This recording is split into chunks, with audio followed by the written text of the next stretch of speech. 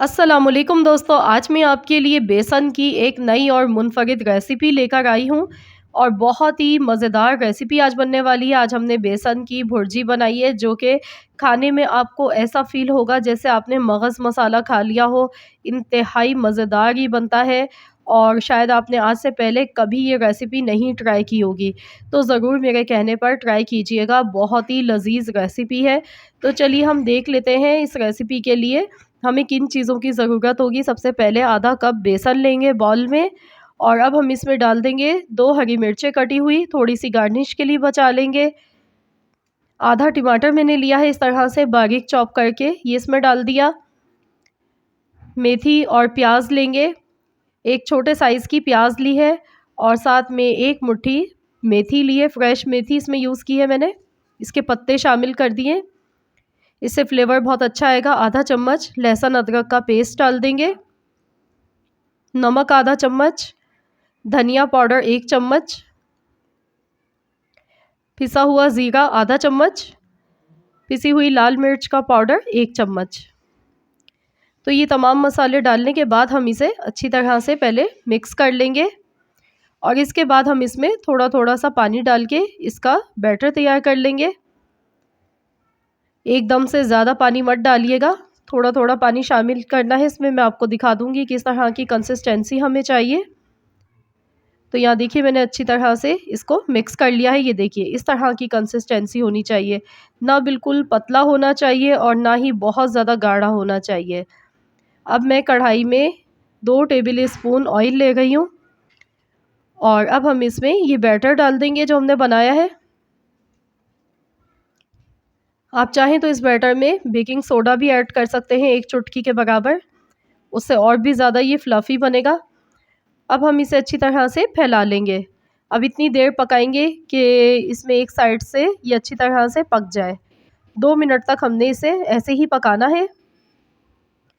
तो ये देखिए मैंने अच्छी तरह से इसे फैला दिया है और अब हम इसकी साइड चेंज कर देते हैं। दूसरी साइड से पलट के इसे पकाएंगे। तो ये टूट रहा है, इससे कोई फ़र्क नहीं पड़ेगा क्योंकि हमने वैसे भी इसे क्रम्बल ही करना है बड़े-बड़े पीसेज़ में।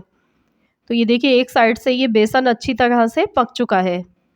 तो अब चम्मच की मदद से हम इसे इस तरह से क्रम्बल कर लेंगे ताकि इसके जो है बहुत ज़्यादा छोटे पीस नहीं करेंगे, थोड़े बड़े-बड़े पीस रहने देंगे जो कि दिखने में भी अच्छे लगेंगे।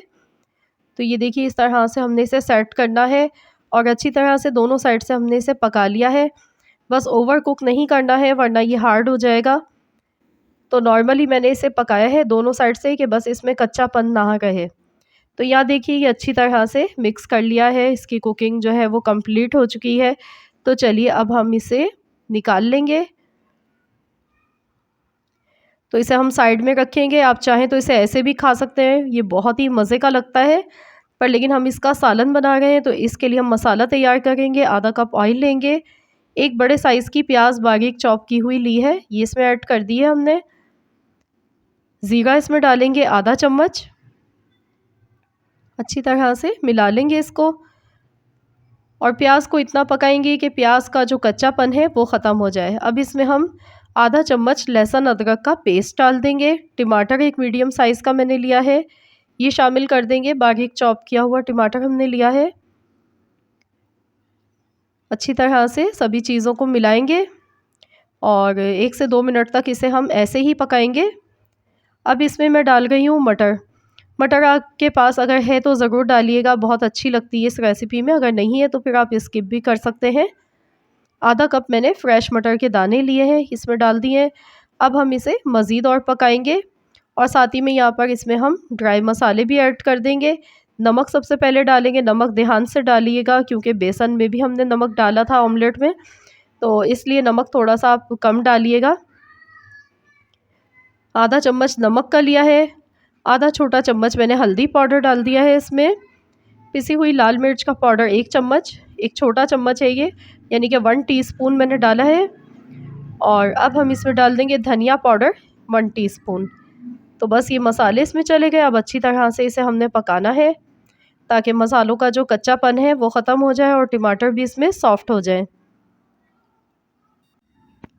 2 से 3 मिनट तक देखिए अच्छी तरह से पका लिया है मैंने और अब हम इसका फ्लेवर मज़ीद और बढ़ाने के लिए इसमें हम दही डाल देंगे। 3 टेबल स्पून दही डालेंगे। अगर दही नहीं है आपके पास तो फ्रेश क्रीम का भी आप इसमें यूज़ कर सकते हैं। तो अच्छी तरह से तमाम चीज़ों को मिक्स करेंगे और इसमें अब हम डाल देंगे मेथी, फ्रेश मेथी जो मैंने थोड़ी-सी बचा ली थी पलेट में। 1 टेबल स्पून के करीब मेथी है। इससे हमारी जो ग्रेवी है इसमें टेस्ट बहुत अच्छा आएगा। सर्दियों की इंतहाई लाजवाब और मज़ेदार रेसिपी है ये। ज़रूर आप लोग बनाकर देखिएगा, इंशाअल्लाह ताला आप सबको बेहद पसंद आएगी। अगर आप भी वही रूटीन की सब्ज़ी, गोश्त, दाल खा के बोर हो चुके हैं तो ये नई रेसिपी ज़रूर ट्राई कीजिएगा। तो यहाँ देखिए मैंने इसमें अब ये बेसन की जो सब्ज़ी हमने तैयार की थी ये इसमें डाल दी है और अब हम इसको अच्छी तरह से पका लेंगे 4 से 5 मिनट तक। वैसे तो बेसन पका हुआ है इसमें, तो बहुत ज़्यादा पकाने की ज़रूरत नहीं है क्योंकि हमने अच्छी तरह से फ्राई कर लिया था, बेसन का कच्चापन ख़त्म हो चुका है। और यहाँ पर देखिए माशाल्लाह अल्हम्दुलिल्लाह ये बहुत ही मज़ेदार बेसन की सब्ज़ी कह लें, ऑमलेट कह सकते हैं।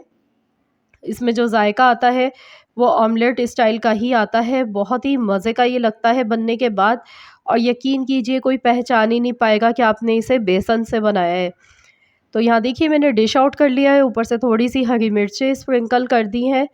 तो ज़रूर आप लोग इस रेसिपी को ट्राई कीजिएगा। आप इसे नान, चपाती, पराठों के साथ खा सकते हैं या फिर आप इसे बॉयल चावल के साथ भी खा सकते हैं। बहुत ही मज़े की रेसिपी है।